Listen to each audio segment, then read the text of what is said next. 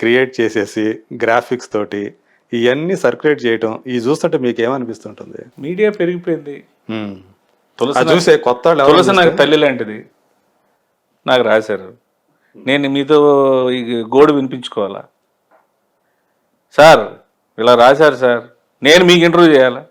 మా ఇంట్లో పిలిచి ఇలా నా మనోభావాలు దెబ్బతిన్నాయి, నా ఇంట్లో నా ఫ్యామిలీతో ప్రాబ్లమ్స్ వస్తున్నాయి, ఆవిడకో ఫ్యామిలీ ఉంది. యాక్చువల్గా ఆమె మిమ్మల్ని హెచ్చరించారనుకుంటా కదా, ఇట్లా వస్తుంది చూడు సీన్ అనేది అన్నట్టున్నారు. ఆవిడ నా మెసేజ్ పెట్టారు, ఇట్లాంటివి వస్తాయి మీడియాలో చాలా వస్తాయి, first of all you should tell the fact of this to your wife. అంటే మీరు కలిసి ఇంటర్వ్యూలు ఇవ్వటం అది జరిగింది యాక్చువల్గా ప్రమోషన్ కోసం ఇచ్చిన ఇంటర్వ్యూ.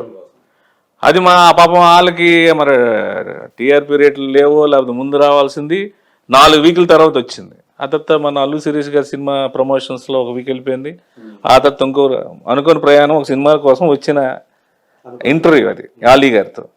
నెక్స్ట్ వీక్ టెలికాస్ట్ అవ్వాల్సింది అవ్వాల. అలా 3-4 వీక్స్ తర్వాత టెలికాస్ట్ అయింది.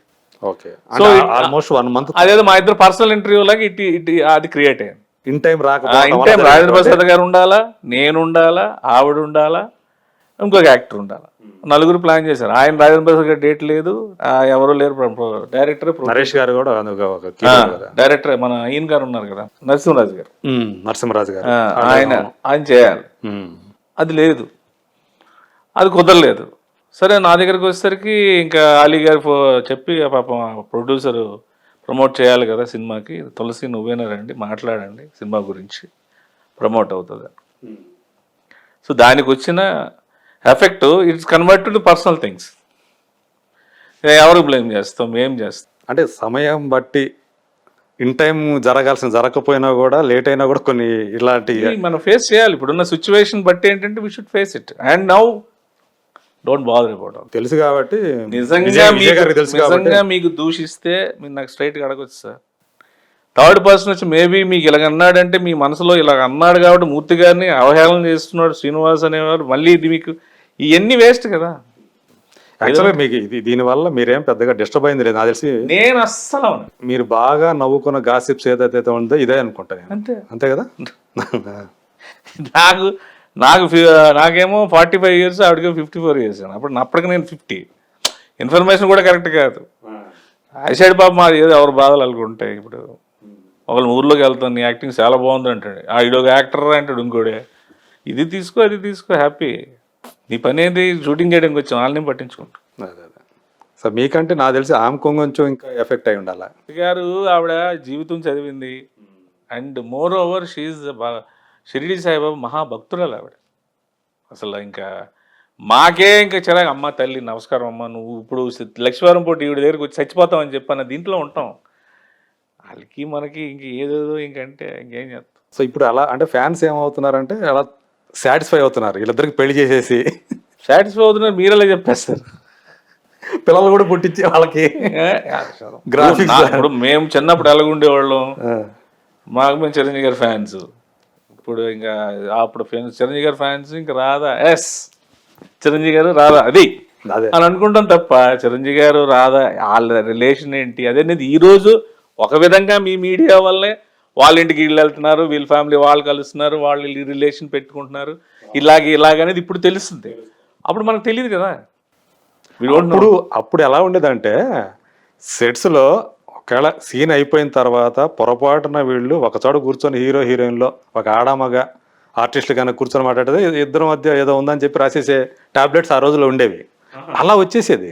ఓకే, ఇప్పుడు మీడియా వచ్చిన తర్వాత ఇప్పుడు రిలేషన్షిప్స్ అనేవి ఫ్రెండ్షిప్ మధ్య ఫ్రెండ్షిప్ ఉంది, కామన్ అయిపోయింది కదా. ఇప్పుడు హీరో హీరోయిన్లు క్లోజ్గా ఉండటం అనేది, మాట్లాడుకోవటం అనేది, అసలు ఎవరు ఏంటి అనేది తెలిసింది సార్. ఇప్పుడు బేసికల్గా మనం ఒక అపోహలో ఉంటాం, ఇదేంటి అదేంటి. ఇప్పుడు తిరుపతి దర్శనం కానీ ఇప్పుడు అవి కానీ కొన్ని నాకు తెలిసిన జీవిత సత్యాలు ఏంటంటే ఇవన్నీ ఎందుకు, అక్కడికి వెళ్తేనే పుణ్యమా, శక్తిపీఠాల దగ్గరికి వెళ్ళకపోతే ఇంట్లో మనం పెట్టుకున్న దేవుడు శక్తిపీఠం కాదా, అక్కడికి వెళ్ళిన తర్వాత బాబో బాబో జరుగని ఇసురు కొట్టేస్తుంటే ఇంత బాధపడి తోసుకొని వెళ్ళి ఆ దేవుడికి అలా చూసి సెకండ్స్ లో దీనివల్ల వచ్చేది ఏంటి రానిది ఏంటి అనేది, అక్కడ జరుగుతున్న ఇష్యూస్ అన్ని కళ్ళకి చూసి మన అయ్యప్ప స్వామి దర్శనం వెళ్ళిన తర్వాత అయ్యప్పని కర్రలు పెట్టుకొని పేలు కొట్టు వాళ్ళకు ఉన్న ప్రాబ్లమ్స్ డైరెక్ట్గా చూస్తూ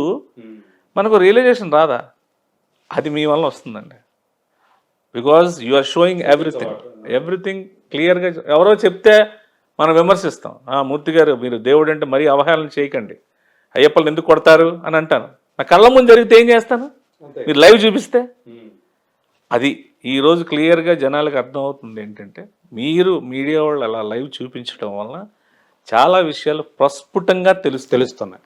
ఇక్కడ వాళ్ళు ఆడే విషయాలన్నీ తెలుస్తున్నాయి, నమ్మలేని విషయాలు. నమ్మలేని ఈ వ్యక్తి కనుక ఇంత బ్యాక్ డ్రాప్ లో ఈ డబ్బులు ఇచ్చి మనల్ని తీసుకొచ్చి బలి పశువులకు వాడుతున్నాడు అనే విషయం ఈరోజు జనాలు ప్రతి ఒక్కరికి తెలిసిపోయింది.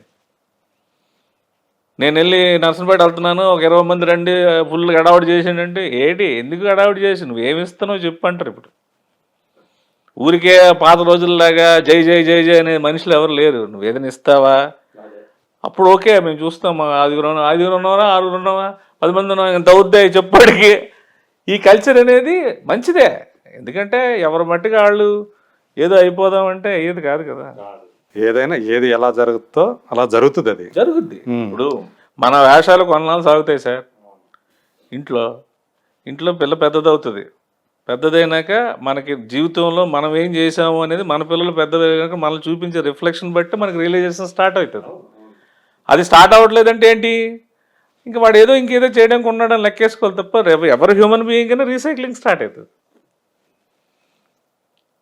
ఇది చేసింది అమ్మా ఇది ఇంత కోసం ఇంత చేశాడా అని అనుకునేవాడు ఇందుకోసం ఎంత చేశాడా అనిపిస్తుంది. ఒక సినిమాలో కోటా సినిమాలో కూతురుని పెంచుతాడు ఒక చిన్నపిల్లని, అబ్బాయి ఏటి ముసలివాడికి ఇంత ఉదార స్వభావం పెంచుతున్నాడు కదా అనుకుంటాం. నేను పలానా వాడిని పెళ్లి చేసుకుంటానని చెప్తే అసలు ఆడిని చేసుకుంటా, నీకు పెళ్లి చేసుకోవడం కదా నేను పెంచానంటాడు లాస్ట్లో.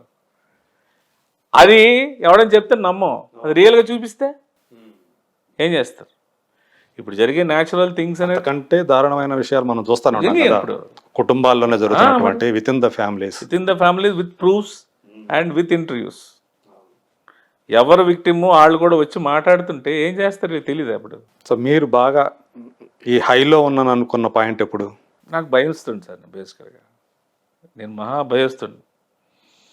క్రికెట్లో కూడా నేను క్రికెట్ బాగా ఆడేవాడిని, కానీ నెక్స్ట్ మ్యాచ్ ఒక వేరే డిస్ట్రిక్ట్ లెవెల్ ఆడాలంటే భయపడిపోతాను. ఎప్పుడు అంటే చదువుకునేటప్పుడు క్రికెట్ ఆడేటప్పుడు కూడా ఊర్లో ఆడేటప్పుడు ఓకే నువ్వు సెలెక్ట్ అయ్యావు, ఒక డ్రెస్ ఇచ్చి ఒక అండర్-19 డిస్ట్రిక్ట్ లెవెల్లో మ్యాచ్ అనేసరికి అక్కడక్కడ ఆడిపోతాం. ఆ హై అంటేనే భయం, నాకు హై అంటే భయం, ఎందుకంటే తప్పని పడిపోద్ది. సో ఇలా వెళ్ళిపోతూ ఉండాలి. హై అంటే భయం, తప్పని పడిపోద్ది. నేను ఫస్ట్ ఆఫ్ ఆల్ ఆయన అప్పుడు సూపర్ కారు, ఆయన 2వ కారు అమ్మేసి తీసుకోరా నువ్వు అనేసి అంటే, నేను సూపర్ కారు వేసి తిరుగుతుండే నేను కొన్నాను అన్నారు, ఎంత నొక్కేస్తే నాకు కూడా సూపర్ కారులో తిరుగుతున్నాడు అని అనుకుంటారు తప్ప నాకేం పెద్ద గిల్ట్, అది ప్లస్ పాయింట్ నీకు ఏమవుతుంది కారు వలన కన్నా. అంటే ముందు నుంచి నాకు నచ్చదు కారు కూడా, నాకు హై కార్స్ నాకు నచ్చవు, పెద్దలు నాకు నచ్చదు. అంటే ఉంటే వేసుకుని తిరుగుతాడులే అని అనుకోవచ్చు, కానీ నాకు బేసికల్గా నా ఇంట్రెస్ట్ ఏంటంటే చిన్న ఇల్లు, చిన్న కారు, చిన్న లైఫ్, వితౌట్ ప్రాబ్లమ్స్. ఒకవేళ వచ్చిన ప్రాబ్లం కూడా నా శక్తితో నేను దాన్ని కవర్ చేసుకోవచ్చు. If I went to the big slot, అది ఒక స్టేజ్ వచ్చేసరికి నేను బ్యాలెన్స్ చేయలేను, సాచురేషన్ పాయింట్ వచ్చేస్తుంది, డెఫినెట్గా వస్తుంది. బికాస్ బిగ్ స్మాల్ నుంచి మనం బిగ్కి వెళ్ళామంటేనే మనం సాచురేట్ అయిపోయాం. అదే అవును, ఫస్ట్ మన మనసు పొల్యూట్ అయిపోయింది, సో మన యాటిట్యూడ్ పొల్యూట్ అయిపోయింది, మన వే ఆఫ్ గోయింగ్ అనేది ఆగిపోయింది. 2 లక్షలు నువ్వు కట్టుకునే స్టేజ్ నుంచి నువ్వు 20 లక్షలకు ప్లాన్ చేసుకున్నావంటే 18 లక్షల రిస్క్ అనేది నువ్వు ఎంత చేయగలవు?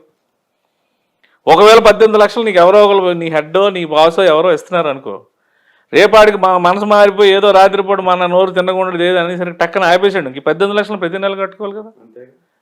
ఈ 2 లక్షలతో అడ్జస్ట్ చేయండి, ఇంకో 1 లక్ష అనుకోండి, ఇంకో 1 లక్ష లేదని బాధపడతా, ఇంకో 1 లక్ష వచ్చింది అనుకోండి, పనిలే నెక్స్ట్ మంత్కి ఇది 2 లక్షలు యావరేజ్ అయిపోద్దని ఫిక్స్ అయిపోతా. ఈ లైఫ్ నాకు ఇష్టం.